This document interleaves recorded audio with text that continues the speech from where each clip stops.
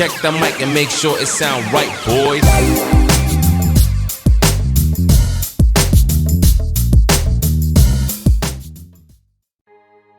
Building your skills to be self-enterprising, to consistently create opportunity, new opportunity, to consistently take advantage of the opportunity that you've created, to be aware, to face life with your eyes and ears open to the possibilities that may be just around the corner.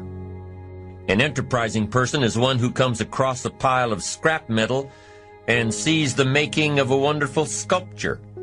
An enterprising person is one who drives through an old, decrepit part of town and sees a new housing development. An enterprising person is one who sees opportunity in all areas of life. To be enterprising is to keep your eyes open and your mind active. It's to be skilled enough and confident enough and creative enough and disciplined enough to seize opportunities that present themselves, regardless of the economy.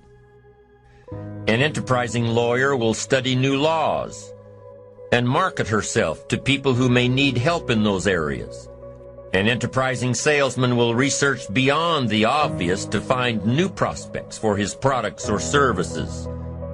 Isolate a secondary market. Develop another benefit. An enterprising attitude says, find out before action is taken. Do your homework. Do the research. Be prepared. Be resourceful.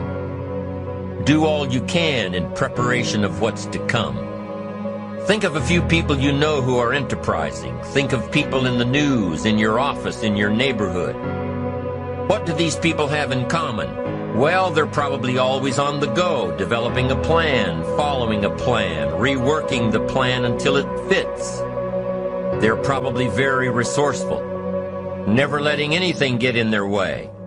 They probably don't understand the word no when it applies to their visions of the future.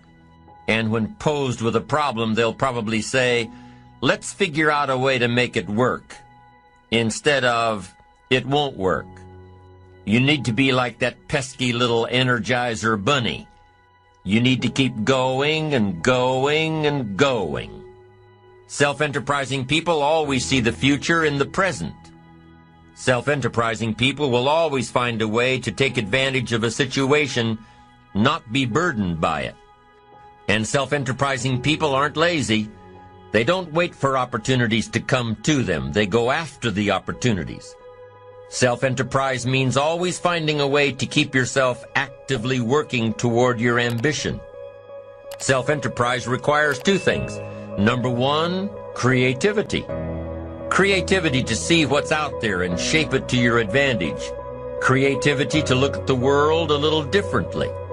Creativity to take a different approach. Creativity to be different. And what goes hand in hand with the creativity of self-enterprise is number two, the courage to be creative. The courage to see things differently and the courage to go against the crowd. The courage to take a different approach. The courage to stand alone if you have to. The courage to choose activity over ease. And activity generally relates to how you feel about yourself, understanding your self-worth, how valuable you are. What could you do if you had all the skills, took the classes, read the books, burned the midnight oil? What could you do? What true value could you develop? This is one of the better exercises. What could I become? What could I really do in the marketplace? In enterprise, home, family, experience, love, friendship, marriage. How valuable could I become? Am I valuable enough to work on what's not working so I can reach my full capacity? If I'm operating at 20%, what could I possibly do with the other 80%? Once you start understanding how valuable you are, it's a whole new experience. Understanding self-worth, it plays a major role in our ability to be self-enterprising. Our self-worth makes the difference between being lazy and being active, being self-enterprising. If we don't feel good about ourselves, we won't feel good about our lives. And if we don't feel good about our lives, we won't be very interested in looking for opportunities. So you see, being self-enterprising doesn't just relate to the ability to make money. Being self-enterprising also means feeling good enough about yourself, having a great enough self-worth to want to seek advantages and opportunities that will make a difference in the future. Enterprise is always better than ease. Every time we choose to do less than we possibly can, it affects our self-confidence, our self-worth. If we keep doing a little less every day, a little less, every day that we keep doing a little less, we are also being a little less. Can you imagine what you'd end up being after 10 years of doing a little less every day? It's devastating. Think about it. Doing less could ruin your life. Now, you can reverse the process of doing a little less, You can reverse this process by using your self-direction, your self-reliance, your self-discipline. You alter the course by doing a little more each day.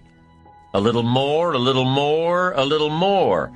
and pretty soon you'll develop a new habit of doing rather than neglecting. And days and weeks and months of doing a little more will ultimately do what? It'll increase your confidence and your courage and your creativity and your self-worth. In the end, it's how we feel about ourselves that provides us with the increased courage and creativity for self-enterprise. It's how we feel about ourselves that provides the greatest reward from activity and enterprise. It's not what we get or what we accumulate that makes us valuable. It's what we become that makes us valuable. Success isn't in the having. Success is in the doing. It's the process of doing that brings value. It's the activity that transforms our dreams into reality, that converts ideas into actuality. Self-enterprise is found in the activity, for without activity we'll miss the opportunity. Let me tell you what I think most messes with the mind. I think that simply doing less than you can messes with the mind. It causes all kinds of psychic damage. I think being less than you can be, trying less than you could try, doing it with less enthusiasm than you could do it, messes with the mind. It somehow damages the mind. It damages our self-image. Because here's what I've discovered happens. The minute you turn this around and start extending yourself, you'll see immediate rewards. Maybe not monetary ones, not yet, but it's how you feel about yourself that's the greatest value. You see, it's not what we get that makes us valuable, it's what we become. Discover all you can do, see how much you can earn, how much you can share, how much you can start, how much you can finish, how far you can reach, how far you can extend your influence. Some people out there would have us believe that positive affirmation is more important than activity. Instead of doing something constructive to change our lives, they would have us repeating slogans and canned affirmations like every day and in every way, I'm getting better and better. Well, getting better and better doesn't just happen from wishful thinking. Getting better and better only happens with the discipline of doing better and better. Discipline is the requirement for progress, and affirmations without discipline are in reality delusions. Now, don't get me wrong here. There's nothing wrong with affirming the good life as long as we are disciplined enough to take action. Affirmations can be effective as long as we remember two very important rules. Number one, we should never allow affirmation to replace action, activity, enterprise. Feeling better is no substitute for doing better. And number two, whatever we choose to affirm must be the truth. If the truth happens to be that we're broke, the best affirmation would be to simply say, I'm broke. Wow, face it, accept it, be responsible for it, and change it by admitting that you're broke, by saying it out loud, you'll probably be disgusted enough to start the thinking process on how to change it. Anyone saying I'm broke with conviction will most likely be driven from ease into action. Confronting harsh realities has an incredible effect. Confronting the truth and then applying the discipline to express the truth instead of disguising it inevitably leads to positive change.